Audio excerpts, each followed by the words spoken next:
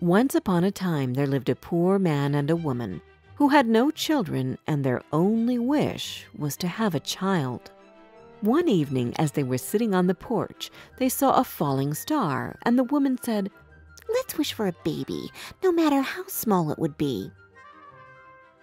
7 months had passed, and their wish came true. A child no longer than a thumb was born. Because he was so little, they called him Tom Thumb and loved him with all their hearts. The boy became wise and nimble, but he never grew in size, so their parents were very careful that nothing would happen to him. One day, the boy said to his father, "I am old enough to help with chores like all the other children do. Please, Father, let me lead the horse to where you are working.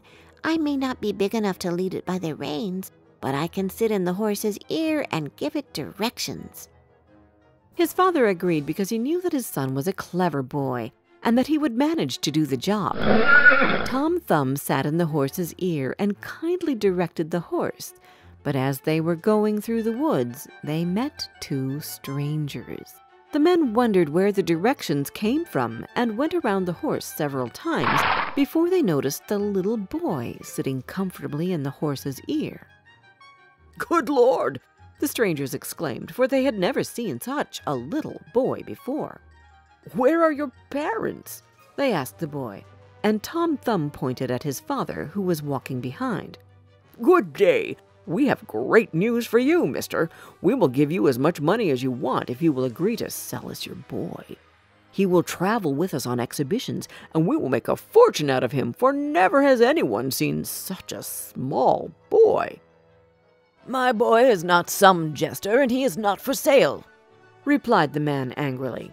But Tom Thumb jumped on his father's shoulder and whispered in his ear, "Listen, Father, you are getting older, and you won't always be able to work as hard as you do now. But if you let me go with these 2 men and take the money which they offer you, you and Mother will finally live a good life. I promise that I will return soon."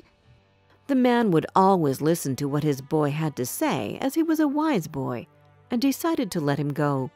Tom Thumb sat on the rim of one of the men's hats, and they left.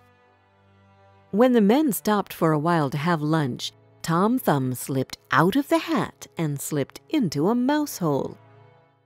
The men tried to get him out of the hole by poking inside with their sticks, but all their efforts were useless because Tom Thumb had gone deep into the hole and they could only hear his voice. "Go on your way without me, gentlemen." As it was getting dark, the men had no choice but to continue without the boy. When he made sure that the men were gone, he crept out of the hole and started looking for a place to spend the night. As he was walking, Tom Thumb bumped into an empty snail shell and quickly went inside. He got ready to sleep when suddenly he heard voices. "How are we going to rob the pastor's house exactly?" Tom Thumb immediately understood that he had to deal with robbers and decided to save the pastor's house. "Good evening, gentlemen," Tom Thumb greeted, but the men couldn't see him.